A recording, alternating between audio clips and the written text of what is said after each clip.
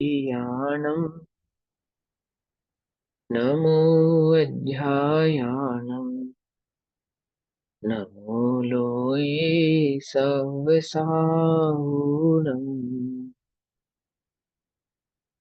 ओङ्कारं बिन्दुसंयुक्तम् नित्यं ध्यायन्ति योगिनः कामदं मोक्षदं चैव ओङ्काराय नमो नमः।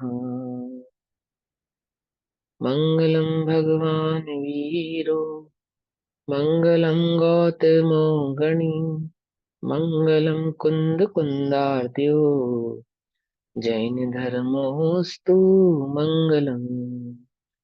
सर्वमङ्गलमाङ्गल्यं सर्वकल्याणकारकम्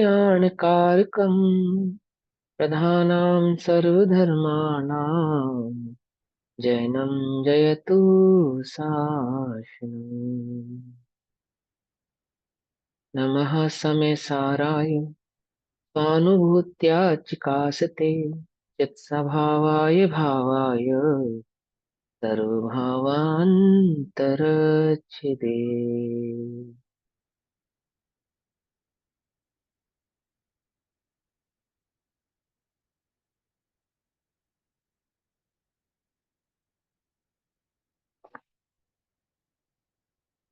हमारी दोपहर कालीन कक्षा का विषय चल रहा है श्री समय सारजी ग्रंथ। और श्री समय सारजी का स्वाध्याय हम सभी आचार्य अमृत चंद्र देव द्वारा रचित आत्मख्याति टीका के माध्यम से कर रहे हैं। आत्मख्याति टीका में निर्जराधिकार पेज नंबर 306 306 और गाथा नंबर 195 195 नंबर की गाथा, 306 नंबर का पेज निर्जराधिकार।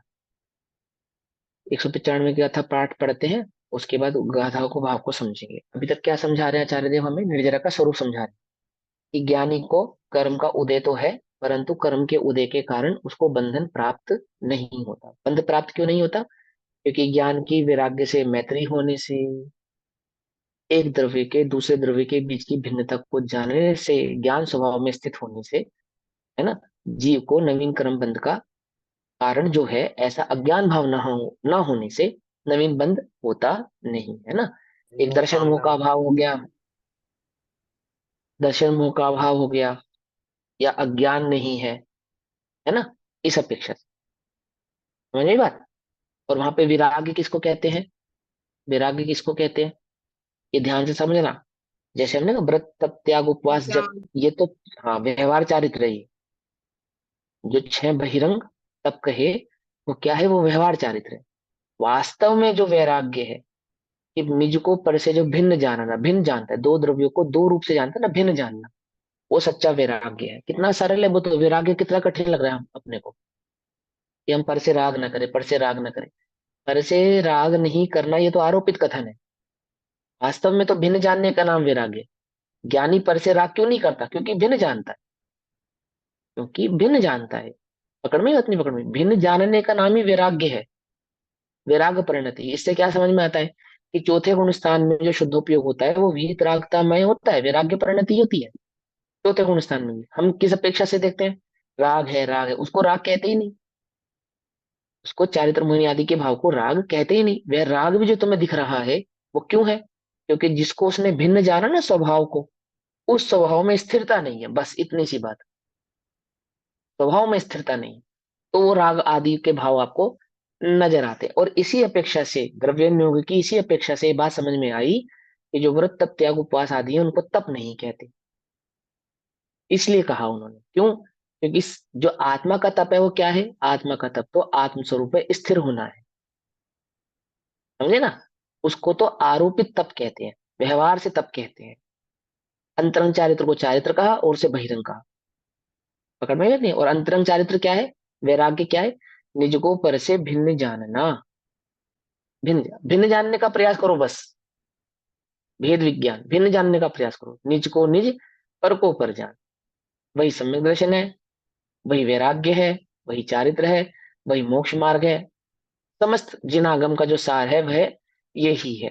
लेकिन समस्त सार यही होने पर भी समस्त को समझे बिना सार समझ में नहीं आए, है ना। ये भी एक कमाल की बात है कि मैं पर से भिन्नु बस इतना कह दिया, कि भले ही सार तो यही है, पर समस्त को समझे बिना, समय को समझे बिना सार समझ में नहीं आएगा।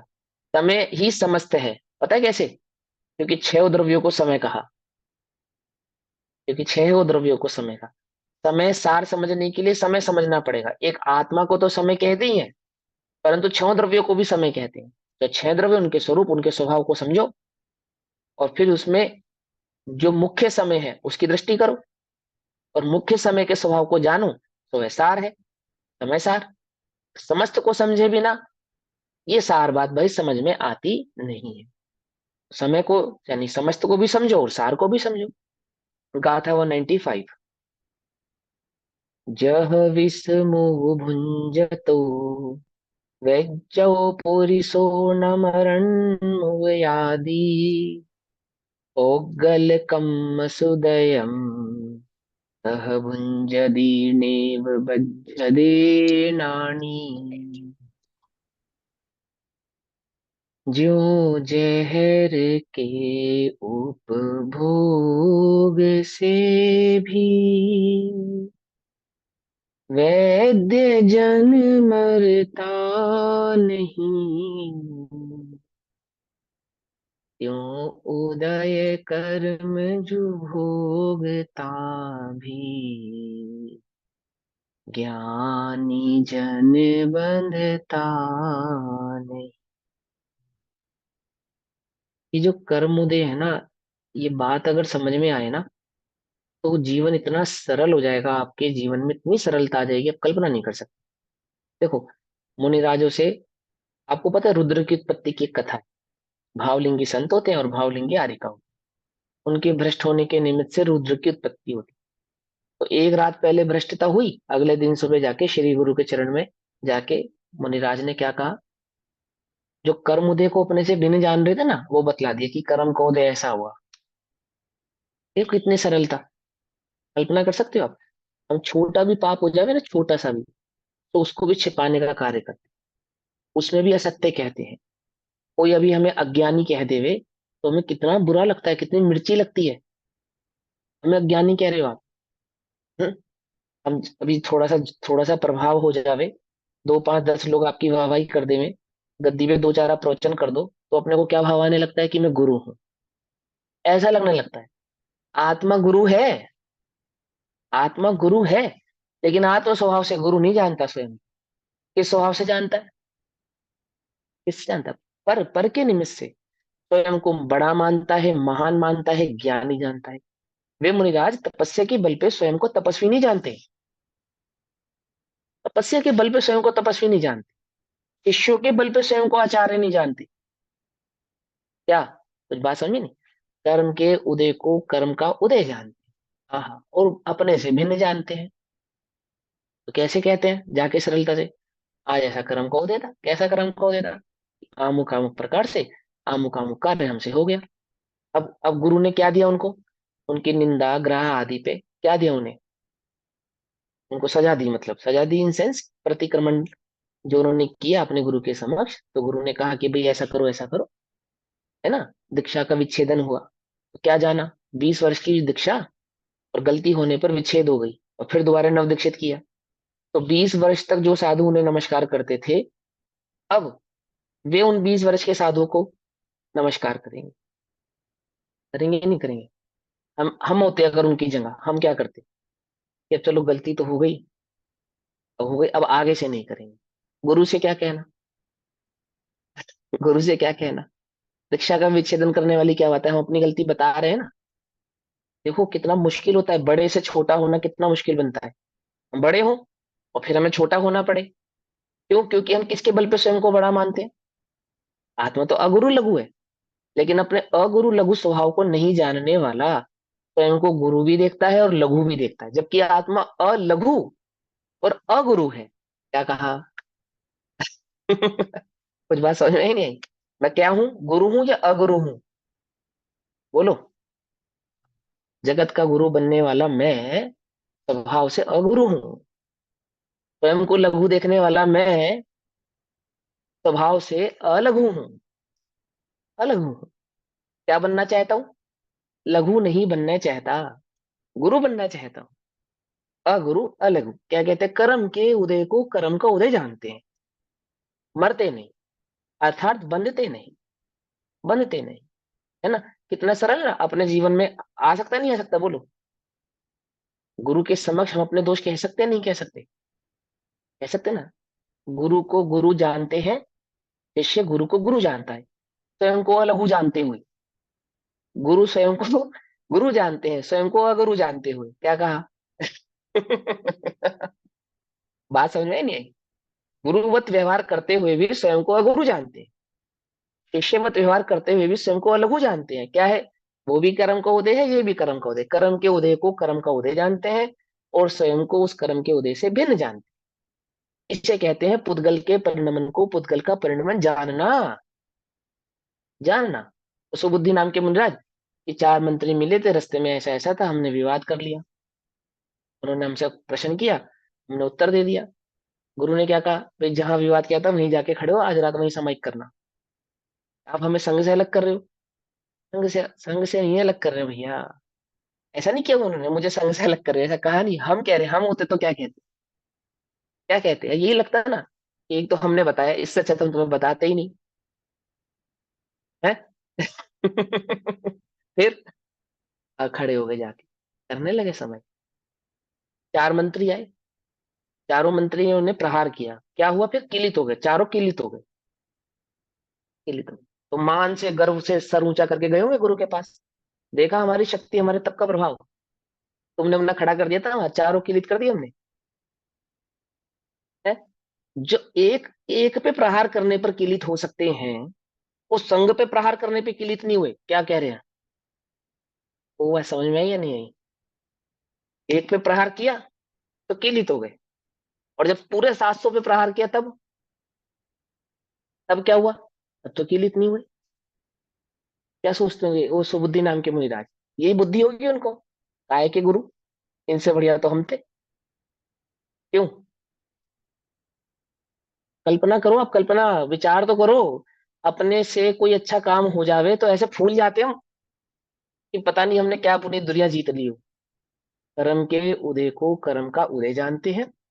जैसे वैद्य विष को भक्षण करके मरता नहीं, ऐसे ज्ञानी कर्म के उदय को भोगता हुआ भी बनता नहीं।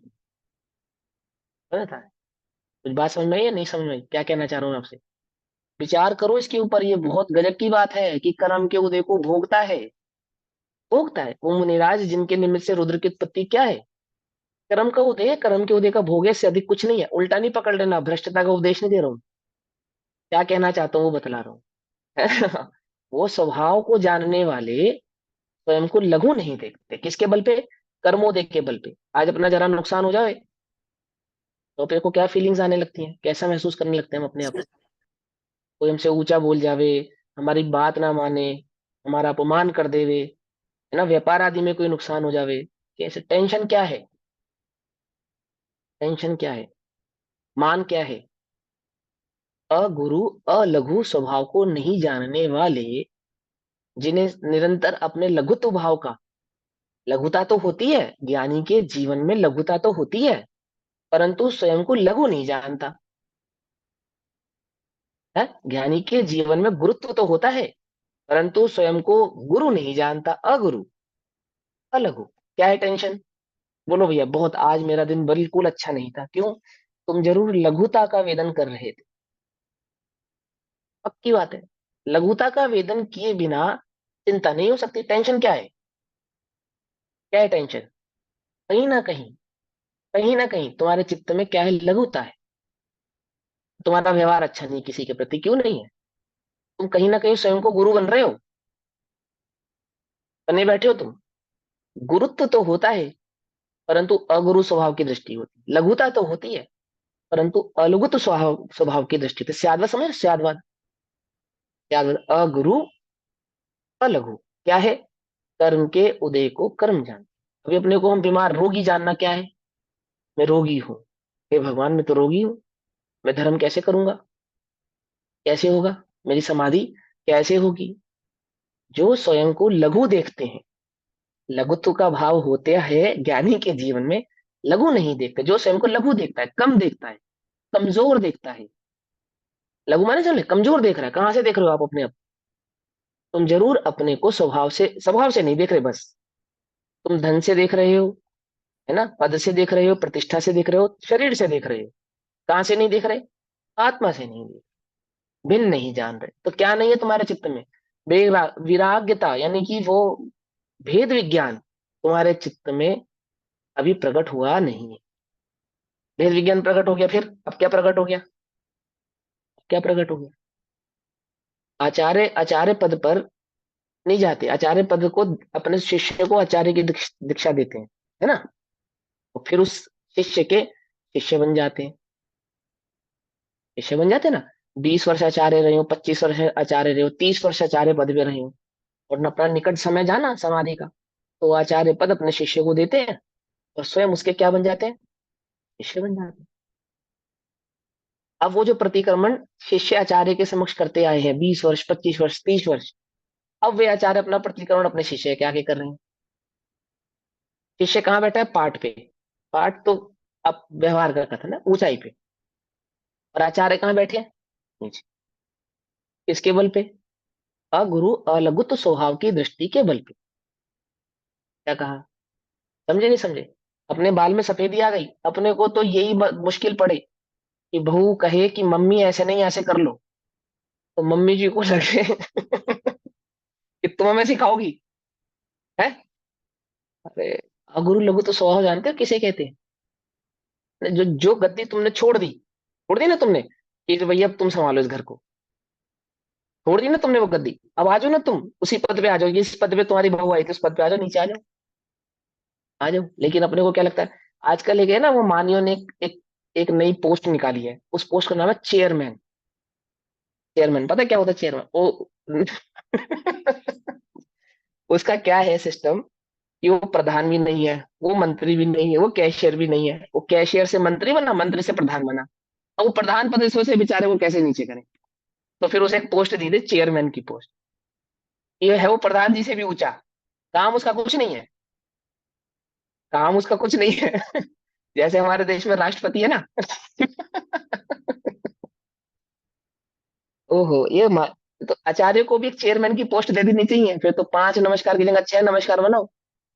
एक एक नमस्कार और होना चाहिए आचार्य के ऊपर पहले। क्यों? सामान्य साधु हो जाए। गुरु अलगु। कुछ बात समझ में? मैं क्या कहना चाहता हूँ, को बात समझ में कन्वे कर पा रहा हूँ अपनी बात? हमारे चित्त में, हमारे हमारे व्यवहार में लघुता हो, गुरुता हो, परंतु अगुरु अलघु स्वभाव की दृष्टि वो नहीं जानी चाहिए। वो चली गई, अब क्या है? अब ना आपका व्यवहार सरल रहेगा, ना जीवन सरल रहेगा, ना चिंतन सरल रहेगा ही नहीं। जो तुम स्वयं को है तो लघु देखोगे तो गुरु देखोगे। अब जो कर्म के उदय को कर्म का उदय जानता है, कर्म के उदय को भोगता है, भोगता है, परंतु बंध को प्राप्त नहीं होता। नहीं होता। क्यों? उदय कर्म जो भोगता भी। हाँ हाँ, कितना मजा है इसमें। ज्ञानी जन बंधता नहीं। ज्ञानी बंधते नहीं। सेम ही लाइन आ गई ना, अभी जो पीछे बताई, अभी जो अभी हमने पढ़ी थी निर्जरा भावना में, वही सेम हाँ लाइन है ना। हाँ, सम सेम भाव है, स्वयं सेम लाइन है, सेम ही भाव है। तो निर्जरा तो स्वरूप और स्वभाव तो एक ही रहने वाला है। वो गाथा के बदल जाने से बदल थोड़ी जाएगा, नियम थोड़ी बदल जाएगा, नियम तो वही रहेगा। ये तो हम इतने दुष्ट बुद्धि है कि हमें आचार्य देव समझाने के लिए नई नई गाथें लिख रहे हैं। नहीं तो सरल बुद्धि हो तो एक गाथा में काम हो जावे। तिल तुष मात्र भिन्नम, बस इतने से काम हो जाना चाहिए, इतने से काम हो। अब है ही इतनी कुटिल और दुष्ट बुद्धि, तो करे क्या? क्या? कुछ बात समझ में नहीं आई? सुनो भैया, यथा जिस प्रकार वैद्य पुरुष विषम उपभुंजान, विष को भोगता अर्थात खाता हुआ भी, सेवन करता हुआ भी, मरणम न उपयाति, मरण को प्राप्त नहीं होता। विष का भक्षण करता हुआ भी, शर्त क्या है? वैद्य होना चाहिए। वैद्य के द्वारा शोधित विष औषधि हो जाता है। वैद्य के द्वारा शोधन किया गया विष क्या हो जाता है? औषधि हो जाता है। गुरु के द्वारा जो बतलाया गया मार्ग है ना, मार्ग, मार्ग वो क्यों प्रकट होता है? मार्ग तो वही है, मार्ग तो वही है। लेकिन गुरु के कहने से क्यों प्रकट होता है? जैसे वैद्य का हाथ लगने से विष क्या बन जाता है? औषधि बन जाती है। विष तो विष ही होता है ना। वैद्य के हाथ में ऐसा क्या जादू है कि उसका हाथ लगने से वो औषधि बन गया? कि भैया यही तो कमाल है। समझे नहीं समझे? तो ध्यान से समझना। समझे? ये वो क्या कहते हैं, अम, ये जो छुपे हुए रहस्य हैं, ये आगम के छुपे हुए रहस्य। समझे? छुपे हुए रहस्य। बिल्ली ने शेर को सब कुछ सिखाया, क्या नहीं सिखाया? पेड़ पे चढ़ना नहीं सिखाया। ऐसा कहते हैं ना, लोक में कहावत है। क्यों नहीं सिखाया? कि वो जो उसको ये विश्वास हो जाएगा ना, ये जो शेर है ना, ये मेरा मेरा मेरा घात नहीं करेगा, मेरा घात नहीं करेगा। वो तब तक उसको नहीं सिखाया, इसलिए नहीं सिखाया, उसको उसको भरोसा नहीं है ये घात कर लेगा। और जब ज्ञानियों की तो एक ही जाति होती है, उन्हें कुछ समझाने की आवश्यकता नहीं। ठीक है, ये उदाहरण से उल्टी बात नहीं समझना, पर समझना ये मर्म है, ये छुपे हुए रहस्य हैं, ज्ञानी जाने। ज्ञानी कर दे खोलोगे तो सब समझ में आएगी बात। क्या कहते हैं? वो विष का हाथ लगने से क्या हुई? औषधि। वो औषधि हो गई, विष औषधि बन गया। और जो तो देखो औषधि, डॉक्टर की दुकान, डॉक्टर की क्लिनिक में या केमिस्ट की दुकान में जो भी कुछ रखा है सब औषधि ही है ना। केमिस्ट की दुकान में, दवाई के घर में जो भी कुछ रखा है सब क्या है? सब औषधि है। तो चाहे जो उठाओ और खा लो। क्यों जी? चाहे जो उठाओ खा लो। जो किसी घर में दो चार बीमार हो तो एक मेडिकल बॉक्स दवाइयों से भरा रहता नहीं रहता है? रहता है ना। तो सब उसके अंदर क्या रखा है? सारी दवाइयां ही तो रखी हैं। सब दवाइयां ही तो है। तो तुम्हारे को कोई भी रोग हो उठाओ और खा लो। क्यों नहीं उठा के खा लेते? क्यों तुम्हें योग्य वैद्य की आवश्यकता पड़ती है? भाई दवाई तो दवाई है, दवाई तो दवाई है, उठाओ और खा लो। क्या करेगा, क्या करेगी औषधि? रोगी तो नहीं बनाएगी ना, कम से कम। कुछ लोग होम्योपैथिक क्यों खाते हैं? सिर्फ इसीलिए कि ठीक नहीं करेगी तो कोई बात नहीं, कम से कम बीमार तो नहीं करेगी। क्या समझे? कि कुछ लोग होम्योपैथिक की दवाई इसलिए खाते हैं। खाते हैं ना भाई, उसका कोई साइड इफेक्ट नहीं, ज्यादा से ज्यादा यही करेगी, रोग ठीक नहीं करेगी, पर कोई साइड इफेक्ट नहीं है उसका। तो हम ये कह रहे हैं कि औषधि तो औषधि है, औषधि का काम है रोग से मुक्त करना, निवारण करना रोग का। तो कोई भी औषधि खा लो ना, कम से कम रोग का निवारण ही करेगी ना, रोगी तो नहीं करेगी ना। बोलो भैया, कितने डॉक्टर इस बात में सहमत है कि औषधि आपको रोगी नहीं बनाएगी? बोलो, है कोई डॉक्टर इस बात में सहमत? कोई डॉक्टर सहमत नहीं है। कोई सहमत नहीं, कोई इस बात की सहमति नहीं दे सकता आपको जगत में कि जो औषधि है वो आपको रोगी नहीं बनाएगी।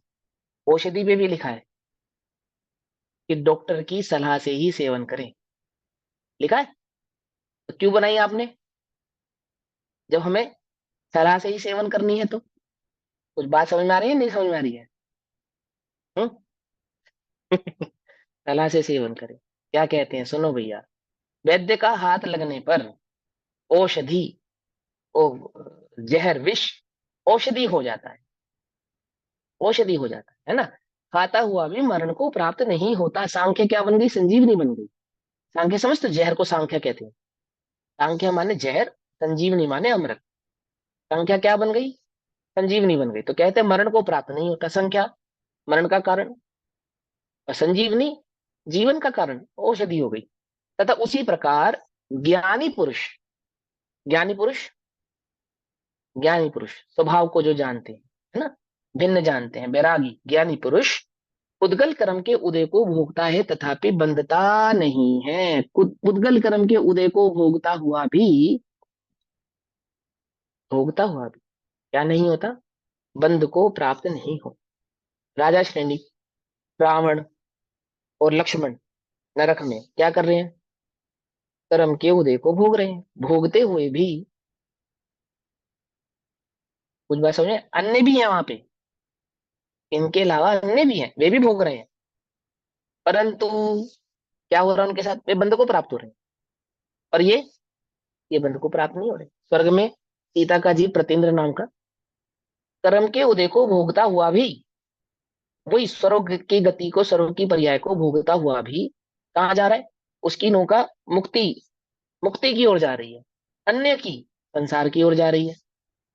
कर्म के उदय को भोगता हुआ भी, कुछ बात समझ में नहीं? जो पर्याय उसको प्राप्त हुई है, जो गति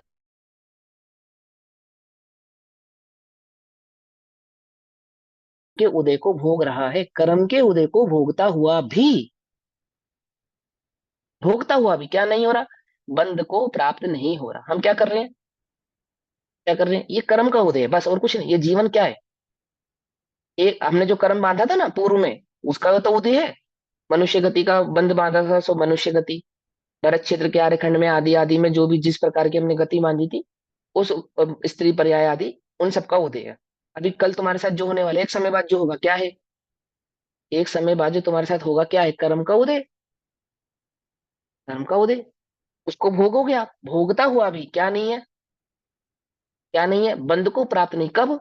ज्ञानी हो तो बंध को प्राप्त नहीं। अज्ञानी हो तो बंध को प्राप्त।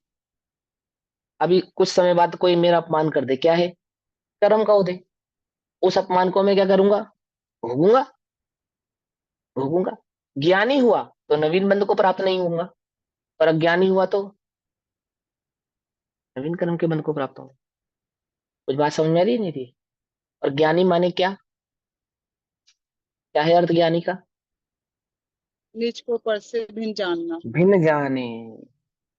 भिन्न जान, अपने स्वभाव को, ज्ञान दर्शन में स्वभाव को, चैतन्य में स्वभाव को जाने, और पर से भिन्न जान। कितना सरल है बोलो आप? वेद विज्ञान कोई मुश्किल है?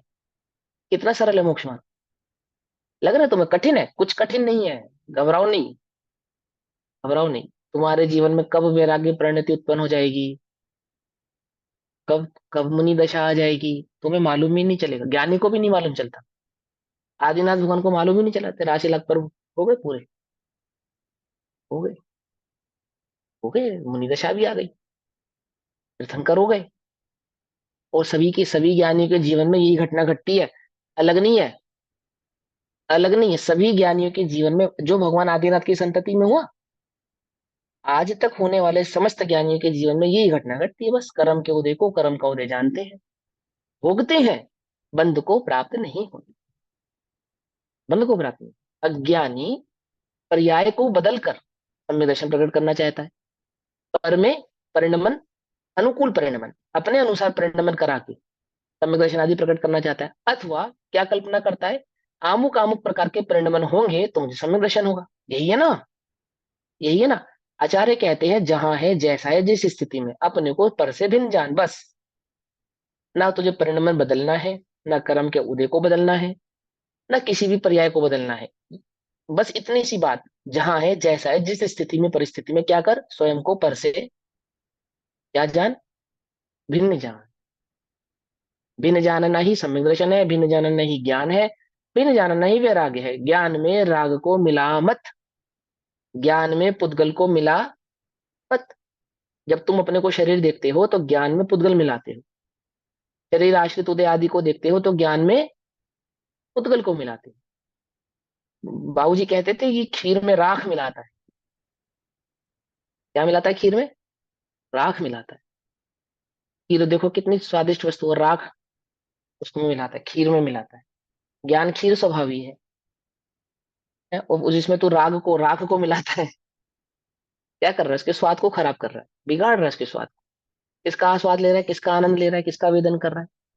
लघुता का वेदन करना अथवा गुरुता का वेदन करना, राग का वेदन करना है। अगुरु लघु तो स्वभाव का वेदन करना, स्वभाव का, ज्ञान का वेदन करना।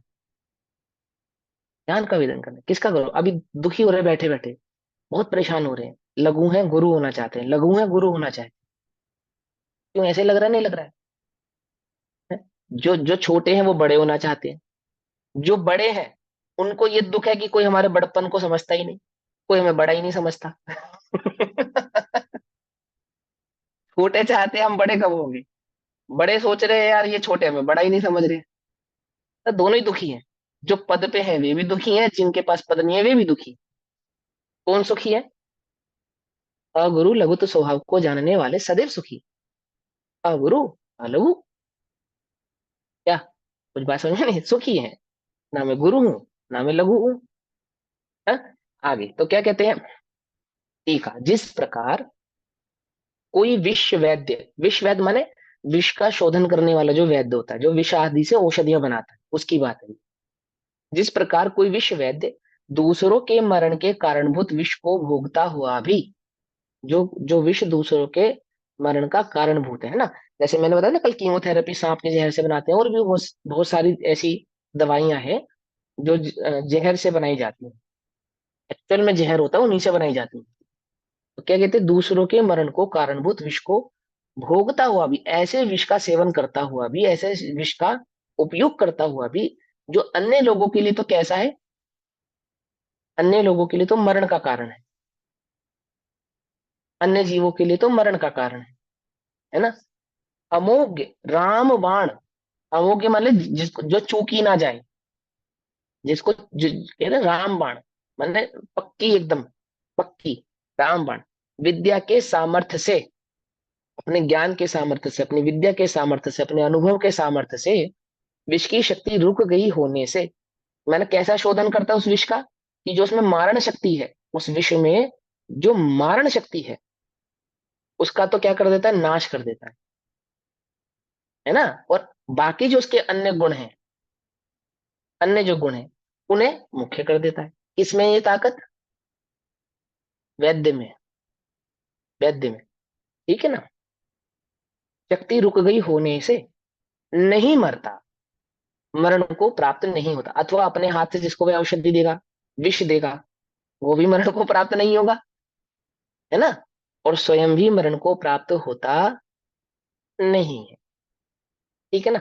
उसी प्रकार अज्ञानियों को रागादि भावों का सद्भाव होने से, समझे नहीं, वे तो कैसे हैं, वो तो मरण को प्राप्त होने वाले हैं, वे तो मरण को प्राप्त होने वाले, मरण माने इस बंध को मरण ही जानो,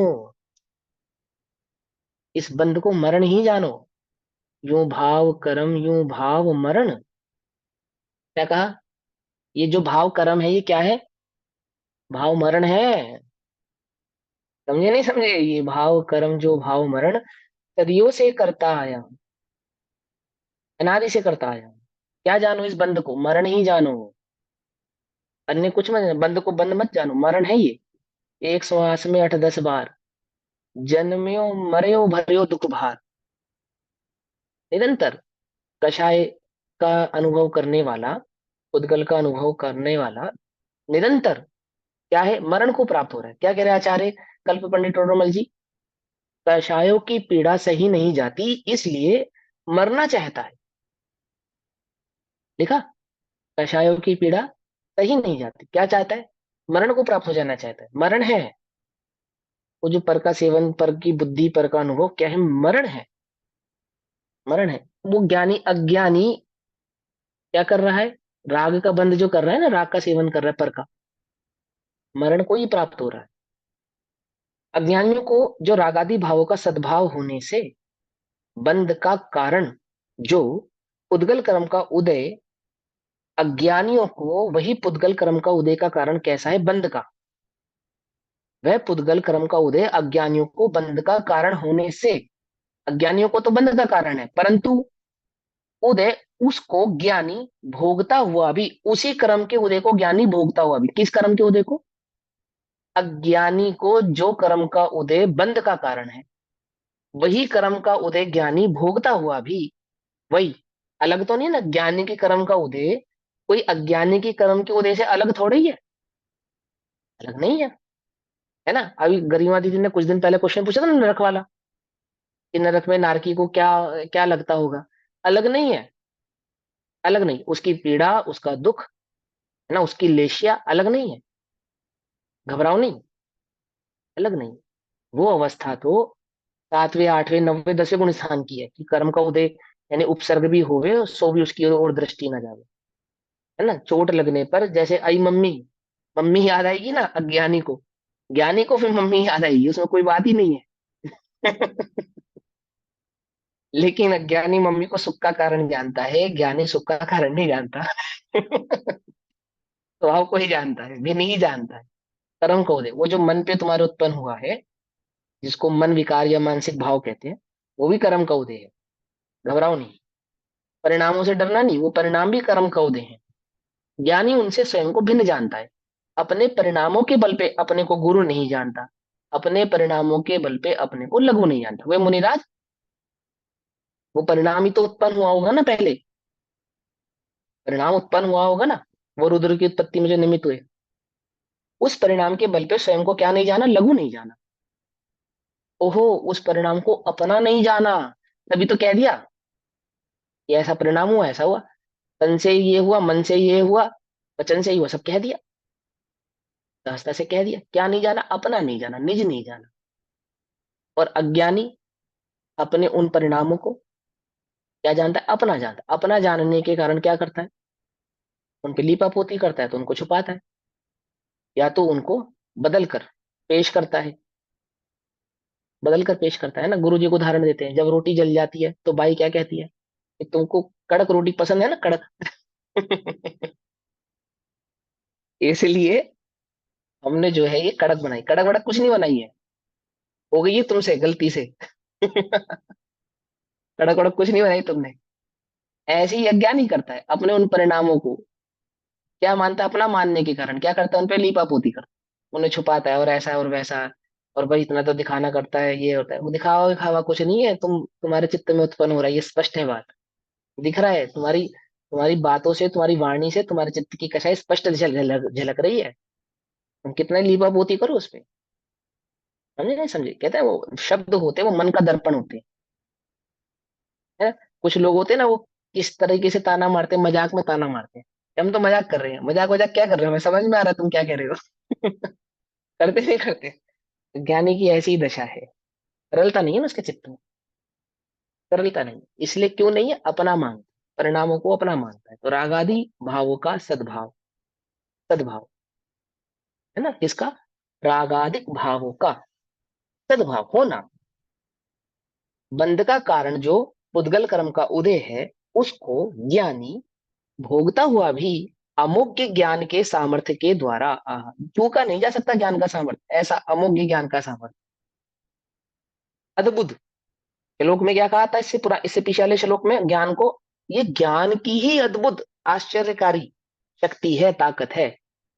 तो ज्ञान की उस अमोघ्य अमोघ्य ज्ञान के सामर्थ्य के द्वारा रागादि भावों का अभाव होने से, ओहो, भाव आश्रव का अभाव होने से, मिथ्यात्व का अभाव होने से, रागादि भावों का उदय तो है, सद्भाव तो है, परंतु किसका अभाव है वहां पे, किसका अभाव है वहां पे, भाव आश्रव का अभाव होने से, मिथ्यात्व का अभाव होने से, पर में एकत्व, ममत्व, कर्तृत्व और भोक्तत्व बुद्धि का अभाव होने से, उदय होने पर भी क्या है, अभाव है। उदय होने पर भी क्या है, राग का उदय होने पर भी राग का क्या है, अभाव है। रागादिक भाव का अभाव होने से, कर्मोदय की शक्ति रुक गई होने से, कर्म का उदय तो है, पर उदय की बंधन की जो शक्ति थी, जैसे विष में मारने की जो शक्ति थी, विष में क्या थी, जो मारने की शक्ति थी, है ना। देखो, अभी लोक में ना ऐसे बहुत सारे प्रोसेस्ड फूड आते हैं, उनको क्या किया जाता है, प्रोसेस किया जाता है। तो उन उन उस प्रकार के फूड को खाने से तो एक्चुअल में आप बीमार हो जाओगे, लेकिन उसमें बहुत सारे गुण होते हैं, गुण बहुत सारे होते हैं। तो क्या करते हैं, उनको क्या प्रोसेस करते हैं कि जो लक्षण उसमें बीमार करने वाला है, उसको क्या कर देते हैं, हटा देते हैं। एक एग्जांपल समझा दो, अनानास खाया तुमने, अनानास, पाइन एप्पल, है ना। तो पाइन एप्पल गुणकारी होता है, काफी गुणकारी माना जाता है।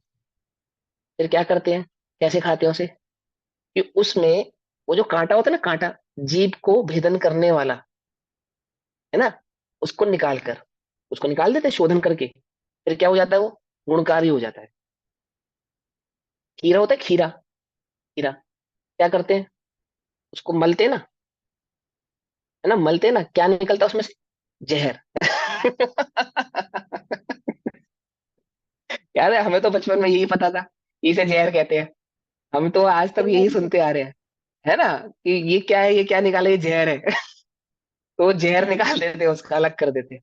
फिर वो खीरा कैसा हो जाता है, स्वादिष्ट भी हो जाता है और गुणकारी भी हो जाता है ना। है ना, जगत में कितनी सारी चीजें हैं जो उसमें जहर है, उसको अलग कर देते हैं, अलग कर देते हैं, करते नहीं करते हैं। ऐसी बहुत सारी चीजें हैं, जैसे पित्त बनाने वाली, वात बनाने वाली जो सामग्री होती है खाने की, तो किसी में अजवाइन डाली जाती है। क्यों डाली जाती है?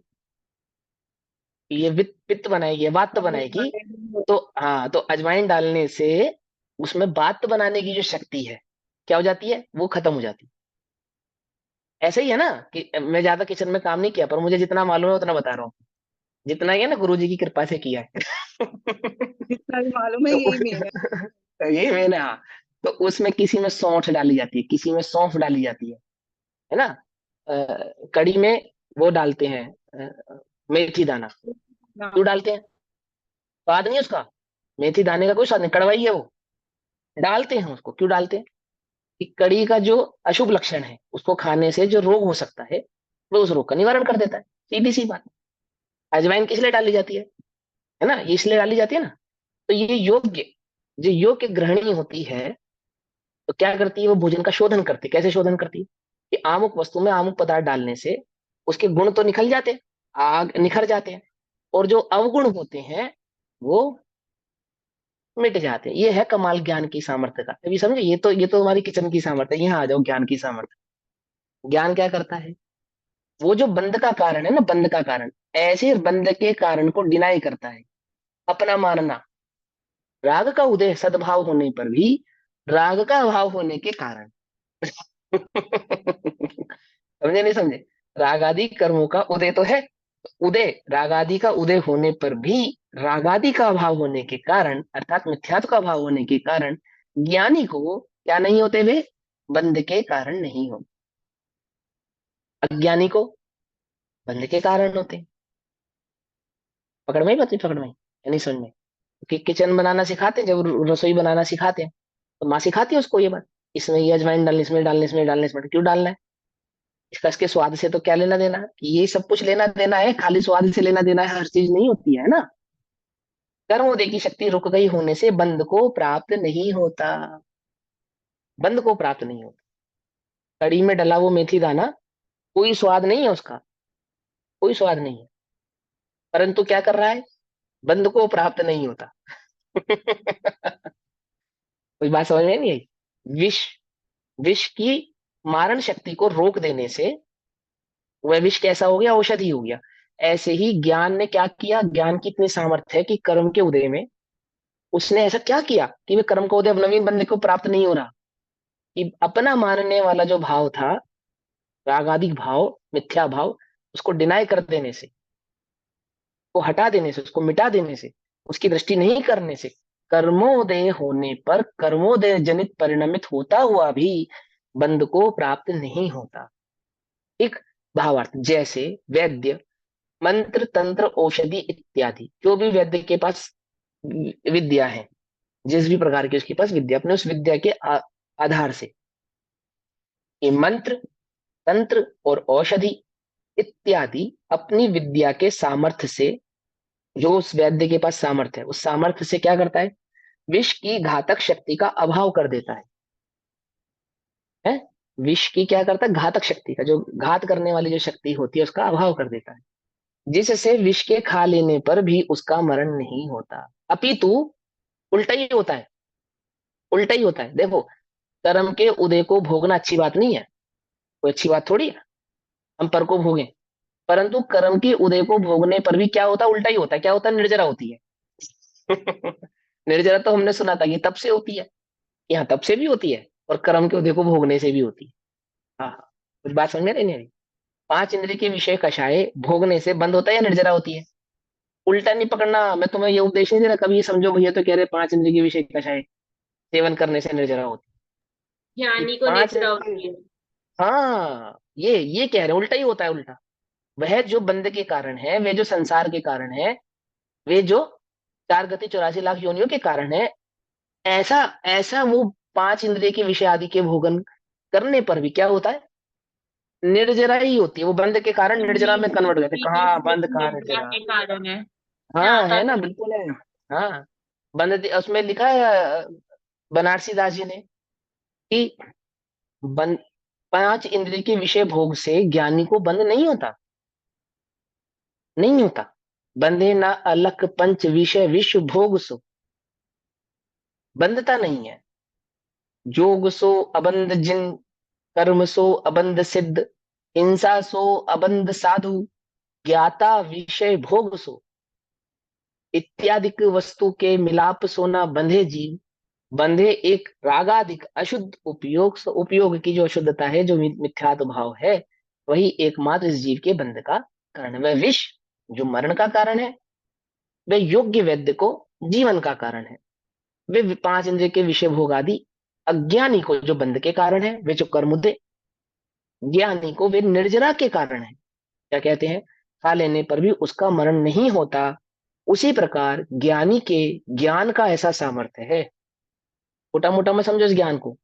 इसके कह रहे ज्ञान स्वभाव की बात कर रहे हैं, क्षेपशम ज्ञान की बात नहीं कर रहे। समझे? ज्ञान स्वभाव की, वो जो एक इंद्रिय के पास भी है, वो जो मेरे पास भी है, वो जो सिद्धालय में विराजमान सिद्ध भगवान के पास भी, क्या ज्ञान स्वभाव, ज्ञान स्वभाव की बात है।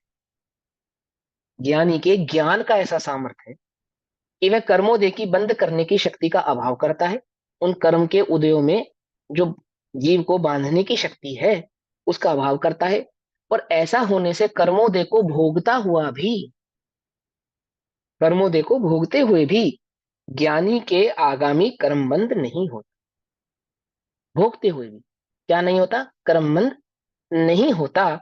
इस प्रकार सम्यक ज्ञान का सामर्थ्य कहा गया है। पकड़ में ही बात? ये किसका सामर्थ्य है? ये सम्यक ज्ञान का सामर्थ्य। अब वैराग्य का सामर्थ्य बतलाते हैं। अब ये तो किसका? सम्यक ज्ञान के सामर्थ्य में बंध की, अबंध होने की शक्ति बतलाई। और अब सम्यक ज्ञान में जो वैराग उत्पन्न हुआ, इस ज्ञान के प्रकट होने पर, ज्ञान की सामर्थ्य में ही वो जो वैराग्य की सामर्थ्य प्रकट हुई है, तो वह वैराग्य की सामर्थ्य कैसी है, उस भाव को गाथा नंबर 196 196 में कहते हैं। समझ गए ना? विष, विष वाली बात समझ में आ गई ना? हाँ, जैसे वो खीरे में, वो उसमें, इसमें, ऐसा। अब ये समझो 196। ज मज्जम पीबमाणो अरदि भावेण मज्जदी न पुरिसो, दव्वुव भोगे अरदो नानी वीणा मज्जदी तहेव। जह, जैसे, मज्जम, मज्जम माने मदिरा को, नशाकारक कोई पदार्थ है, मदिरा है, मदिरा को पीब मानो, पीता हुआ, शराब को, मदिरा को पीता हुआ, अरति भावेण, अप्रीति भाव से। अब ऐसा भी है कि अप्रीति भाव से कोई शराब पीता हो, ऐसा भी होता है।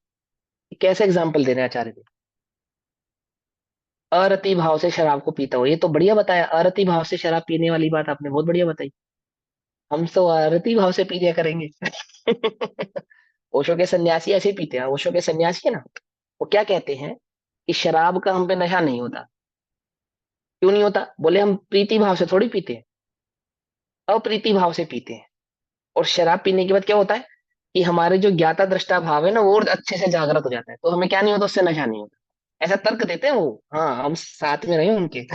ऐसे ऐसे नहीं बता रहे। ओशो के सन्यासी ऐसा कहते हैं, और आचार्य ने भी लिख दी ये बात तो। अरति भाव से पीने पर शराब है। अभी समझाते इसका क्या अर्थ है। मत यदि, मत वाला नहीं, ना नहीं, पुरुषो पुरुष, कोई पुरुष अरति भाव से मदिरा आदि का सेवन करने पर क्या नहीं होता? अप्रीति भाव से सेवन करने पर मत वाला नहीं होता। मत वाला नहीं होता का क्या अर्थ है वो भी बतलाएंगे। अभी मत वाला का सामान्य अर्थ होता है कि नशे में नहीं जाता, नशेड़ी नहीं होता, न, नशे, निशा प्रिय नहीं हो जाता, ऐसा। दव्य भोगे अरदो, उसी प्रकार द्रव्य के भोग, यानी कि द्रव्य के भोग से, अरदो, है ना, विरक्त होता हुआ, रत नहीं होता हुआ, अरदो, रदो माने रक्त होना, अ माने नहीं, अरक्त भाव से द्रव्य के उदय को भोगता हो। नानी, ज्ञानी, वी, भी, न माने नहीं, बज्जति तहेव, उसी प्रकार बंधता नहीं है। बज्जति माने बंधता नहीं है, तहेव अर्थात उसी प्रकार, जिस प्रकार अरति भाव से मदिरा का सेवन करने पर क्या नहीं होता? क्या नहीं होता है? मज्जति, मत वाला मतवाला। नहीं होता। हाँ, ऐसे ही ज्ञानी द्रव्य के भाव को, भोग को भोगता हुआ, पर द्रव्य को भोगता हुआ भी कैसे? अरति भाव से, अरदव, अरति भाव से भोगता हुआ भी, अनासक्त भाव से भोगता हुआ भी क्या नहीं होता? बंध को प्राप्त नहीं होता। अब हम समझाते इसका अर्थ, समझे? पहले गाथे पढ़ लेते, समय कम है ना। ज्यों अरति भाव जुमग पी कर, मत जन बनता नहीं, द्रव्योपभोग विषय अरत, ज्ञानी पुरुष बंधता नहीं। पहले तो हम आचार्य के एग्जाम्पल की बात करते हैं। अरति भाव से मदिरा का सेवन का अर्थ क्या होता है? देखो बाजार में ना एक दवाई आती है, कफ सिरप होते हैं, कफ सिरप। कफ सिरप आते हैं, सभी ने पिए होंगे, हमने भी पिए, सभी ने पिए होंगे। तो कफ सिरप पहले क्या होता था कि आप जाओ और खरीद के ले आओ और पी लो बस। मतलब उसके लिए कोई डॉक्टर डिस्क्रिप्शन की आवश्यकता नहीं थी, आवश्यकता नहीं।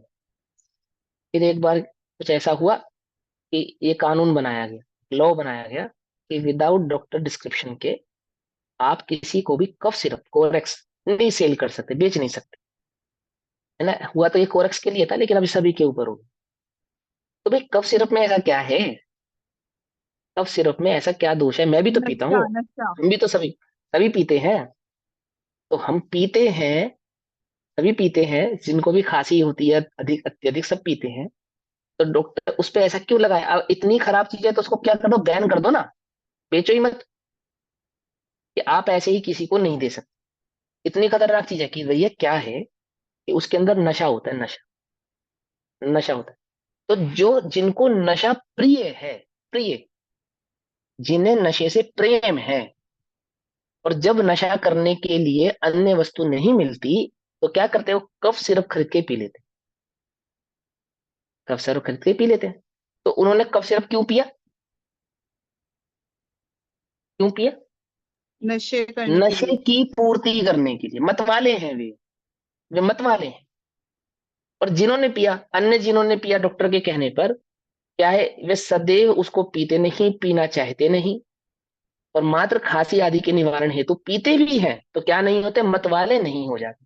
कोई नशे, नशा प्रिय नहीं हो जाती भी, नशा करना उनको प्रिय नहीं हो जाता। पकड़ में ही बात, नहीं पकड़ में, समझ में नहीं, नहीं। अब देख एक और उदाहरण से, कि किसी ये ने जो किसी सेकंड सज्जन वाली को, बात बोली आपने, वो अप्रीति भाव हो गया कि जो पीते हैं, जो बीमारी में हाँ पीते हैं, अप्रीति वो भाव है, अप्रीति भाव। हाँ अप्रीति भाव से पीते। उनको नहीं मालूम उसके क्या है, दोष है, गुण है, ये नशा करती है, आदि आदि, ये सब नहीं है उनके दिमाग में। ये तो नशा करने वालों की खोज थी, बिक ही रहा था ना, ये तो बिक ही रहा था, ये तो नशा करने वालों की खोज थी कि कुछ ना मिले तो कफ सिरप पी लो। ये तो कफ सिरप बनाने वाले को भी नहीं पता होगा ना कि मैं कफ सिरप बना तो रहा हूँ, ये कहाँ बिकेगा ज्यादा, सबसे ज्यादा कौन खरीद के पिएगा इसे, ये तो उसको भी नहीं पता होगा। ऐसे फ्लूइड के साथ होता है और ऐसी बहुत सारी चीजों के साथ होता है ना, बॉनफिक्स वगैरह सबके साथ। अभी यहाँ जो समझाना चाहते हो समझो। ऐसा वैसलीन के साथ भी सुना है। इसके साथ वैसलीन वैसलीन ब्रेड वैसलीन, के ऊपर वैसलीन तो लगा हमें के खाते हैं, ऐसा कुछ आयोडिक्स, सुना है। आयोडेक्स, आयोडेक्स, आयुर्वेद होगा। आयोडेक्स। हाँ हाँ, सुनो अभी छोड़ो उसको, क्या चक्कर में, ये समझो, यहाँ उदाहरण समझाना चाहता हूँ मैं, क्या समझा, कि कोई सज्जन पुरुष है, उस सज्जन पुरुष को दुर्जनों ने जबरदस्ती मदिरा सेवन करा दिया, नशा करा दिया, उसको पिला दी, शराब पिला दी जबरदस्ती।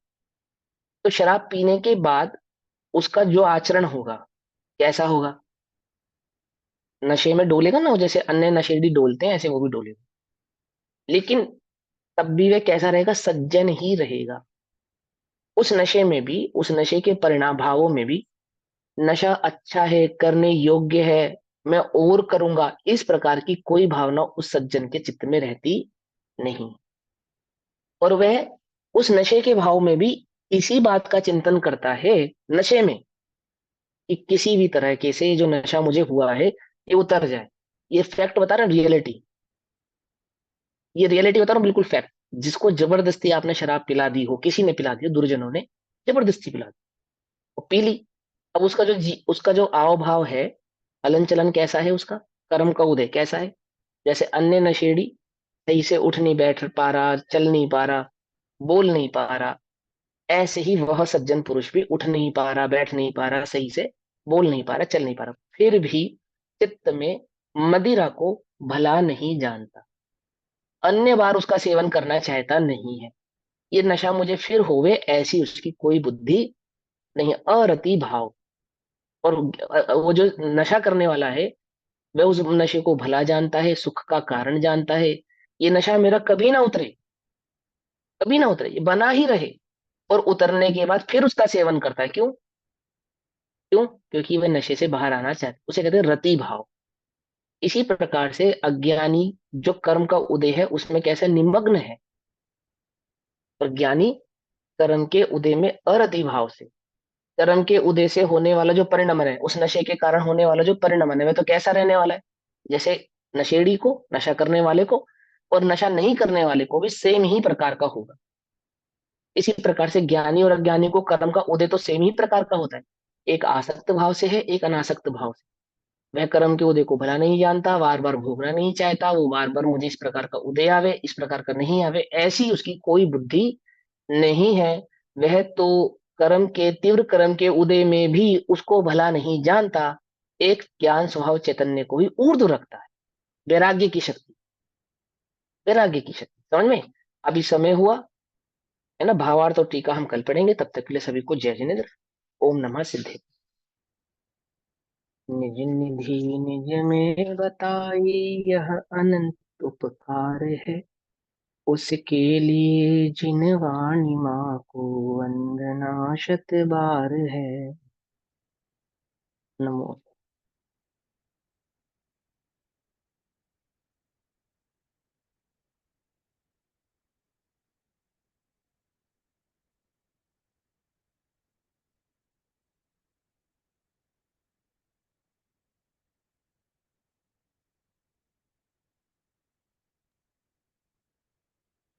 जय जिनेन्द्र सभी को। आज रिकॉर्डिंग नहीं हुई थी क्या क्लास में? हुई थी? पूनम दीदी ने की होगी, अगर की होगी। पूनम दीदी की थी रिकॉर्डिंग। मैंने ध्यान नहीं दिया। हो रही है।